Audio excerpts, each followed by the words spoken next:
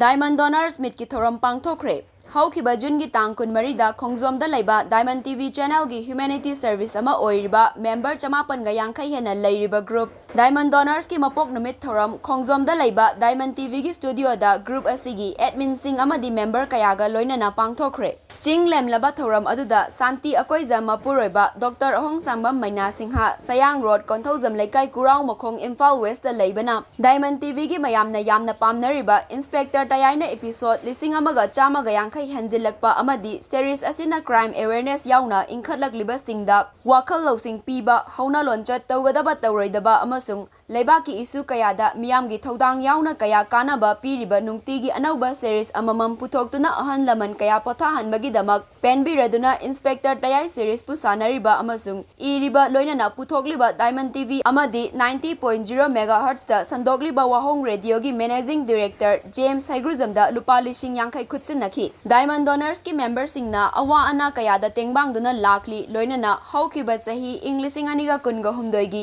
me humdagi haurakliba irang asida laikhidraba imung kaya yauna nongmaina panba kayada layengnaba mateng kaya pangki Masida natana relief camp kayada amadi khun ngagliba kayada mateng su pangli makha tana su pangkhigani Diamond Donors ki member sing thada lupa chama khainaba group ni Migi awa ana tengbang matana group asigi member amana laikhidaba natraga aruba anaba thokpada onsin naduna mateng pangli Thouram aduda Padmasri Namairakpam Kunjarani CRPF commandant second in command Wangkai Mayum Nandini na chingba kaya saruk yaki loinana laikhidraba member ani Vaigo Thongnauzam Sagolban amadi Sangku Elangbam Langthabal anibu ikai khumnaba utki